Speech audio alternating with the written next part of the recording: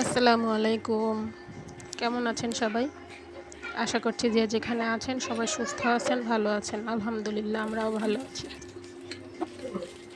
এই লম্বা একটা ছুটিতে ইচ্ছা মতো সবাইকে পরিবারে রান্না করে খাওয়াইছি আর নিজেও খাইছি। সেদিন ইলিশ মাছ নিয়ে আসছিল, তা ভাবলাম তাহলে একটু ইলিশ পোলাও রান্না করি। তো ইলিশ পোলাও রান্না করেছি। ইলিশ মাছ যেহেতু, আর এমনিতেও আমরা একটু সরিষার তেলই আমাদের বাসায় বেশি খাওয়া হয়, প্রয়োজনে সয়াবিন তেল খাওয়া হয়। সরিষার তেল প্রথমেই দিয়ে তার মধ্যে পেঁয়াজ ভেজে নিয়েছি, একটু একটু হালকা ভাজা ভাজা করে নিয়ে তার মধ্যে আমি আদা বাটা রসুন বাটা দিয়ে দিছি, তারপরে লবণ দিছি। আর এই যে এখন দিলাম, এটা গরম মশলা, এলাচ দারচিনি লবঙ্গ গোলমরিচ সব অল্প অল্প। ইলিশ মাছ যেহেতু বেশি দিব না, ইলিশ মাছের ঘ্রাণটা নষ্ট হয়ে যাবে। আমরা ইলিশ মাছের তরকারিতে সব মশলা খাই না। সব মশলার সাথে অল্প 3-4টা চীনাবাদাম আর একটুখানি জয়ত্রী দিয়ে বেটে সেটা দিয়ে দিছি। আর পরে দিয়েছি আধা চামচ লাল মরিচের গুঁড়া আর হাফ কাপ টক দই।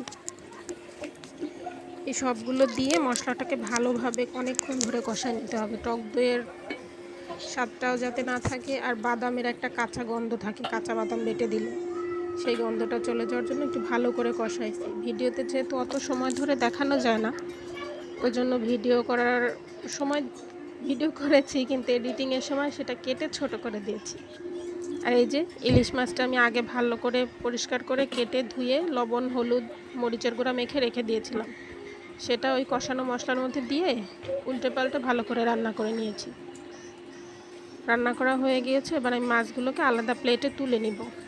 আর এই ফাঁকি আমি পোলার চাল ধুয়ে ও পাশে রেখে দিয়েছি, সেটা মাছগুলো তোলার পরে এই মশলার ভিতরে দিয়ে পোলার চালটাকে ভালোভাবে ভেজে নিব। এই যে আমার পোলায়ের চাল, এই চালটা কিন্তু কেনা চাল না, এটা আমাদের বাড়ির থেকে নিয়ে আসা, আমাদের জমিতে হয়েছে সেই ধান থেকে বানানো চাল। এই মশলার ভিতরে ভালোভাবে চালটাকে আমি ভেজে নিয়েছি 7-8 মিনিট ধরে।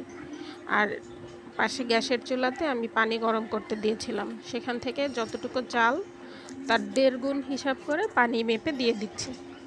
পোলার চাল আর রাইস কুকারে দিলেও 1.5 গুণ লাগে, আমি হাঁড়িতে রান্না করছি, হাঁড়িতে আমি 1.5 গুণ পানি দিলাম।